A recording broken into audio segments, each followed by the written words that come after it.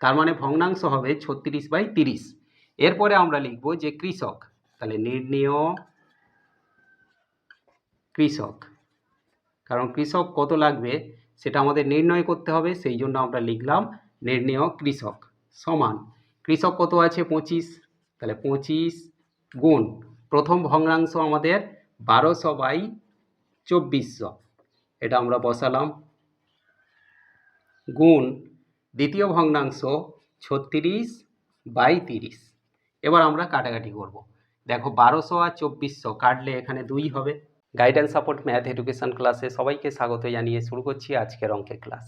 আজকের ক্লাসে থাকছে অষ্টম শ্রেণীর কোষে দেখি 10.2 এর ত্রৈরাশিক পদ্ধতির 10-এর দাগের অঙ্ক। অঙ্কটা ভীষণ ইম্পর্টেন্ট অঙ্ক, প্রায়ই পরীক্ষাতে আসে, সুতরাং আজকের ক্লাস থেকে অঙ্কটা তোমরা ভালো করে বুঝে নাও।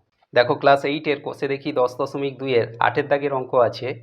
25 জন কৃষক একটি সমবায় সমিতির 2400 বিঘা জমি 36 দিনে চাষ করেন। সমিতি একটি ট্রাক্টর কেনায় দেখা যায় অর্ধেক জমি 30 দিনে চাষ করা যায়। একটি ট্রাক্টরের ক্ষমতা কতজন কৃষকের চাষ করার ক্ষমতার সমান তা ত্রৈরাশিক পদ্ধতিতে হিসাব করি।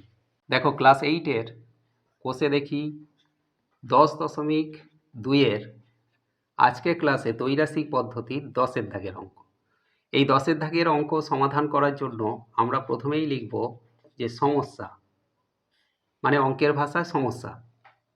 প্রথমেই লিখব জমি, ব্র্যাকেটে লিখব বিঘা, তারপরে লিখব সময়, ব্র্যাকেটে লিখব দিন, তারপরে লিখব কৃষক, ব্র্যাকেটে লিখব জন।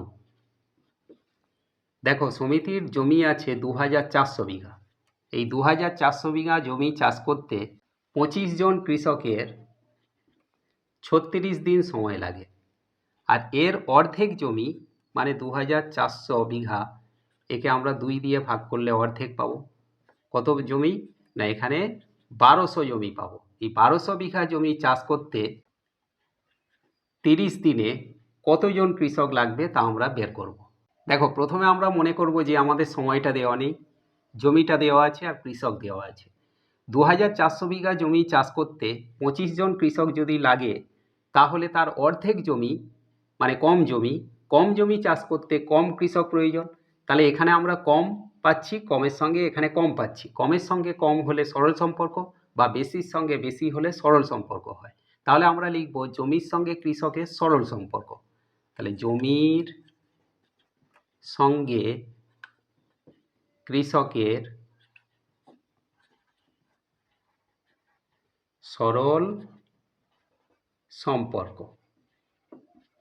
যখনই আমরা সম্পর্ক উল্লেখ করলাম সঙ্গে সঙ্গে আমরা লিখব তাই ভগ্নাংশ হবে, এখানে আমাদের ভগ্নাংশ গঠন করতে হবে।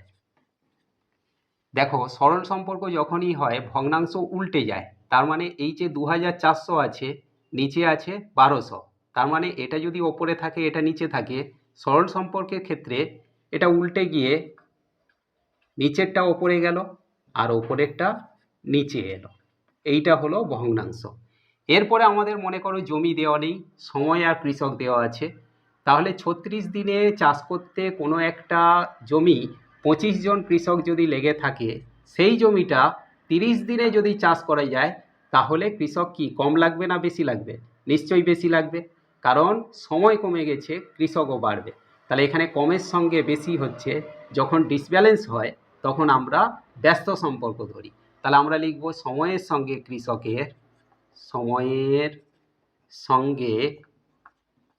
কৃষকের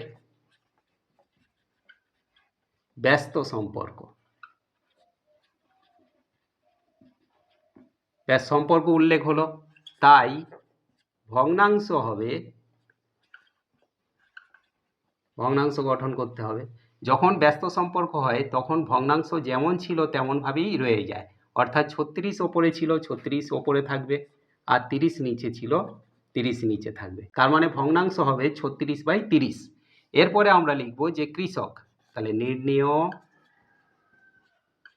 কৃষক, কারণ কৃষক কত লাগবে সেটা আমাদের নির্ণয় করতে হবে, সেই জন্য আমরা লিখলাম নির্ণেয় কৃষক সমান কৃষক কত আছে 25, তাহলে 25 গুণ প্রথম ভগ্নাংশ আমাদের 1200/2400, এটা আমরা বসালাম, গুণ দ্বিতীয় ভগ্নাংশ 36/30। এবার আমরা কাটাকাটি করব। দেখো 1200 আর 2400 কাটলে এখানে 2 হবে, 2 36-এর সঙ্গে কাটলে 18 দুগুণে 36, 18 হবে।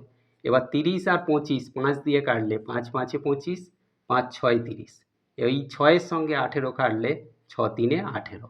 তাহলে আমাদের নিচে কোনো সংখ্যা নেই, ওপরে আছে 3 আর 5, 3 5-এ গুণ করলে 15। এই যে 15 জন কৃষক, তাহলে নির্ণেয় কৃষক কত না 15 জন। সমিতি যে ট্রাক্টর কিনেছে সেটা 15 জন কৃষকের চাষ করার ক্ষমতার সঙ্গে সমান। তাহলে এটা আমরা অতএব দিয়ে লিখব। আশা করি আজকের ক্লাস থেকে ত্রৈরাশিক পদ্ধতির এই ইম্পর্টেন্ট অঙ্কটা তোমরা ক্লিয়ারলি বুঝতে পারলে। এমন সব অঙ্কের সহজ সরল ভিডিও পাওয়ার জন্য অবশ্যই গাইডেন্স সাপোর্ট চ্যানেলটিকে সাবস্ক্রাইব করে সঙ্গে থেকো। দেখা হচ্ছে পরবর্তী ক্লাসে।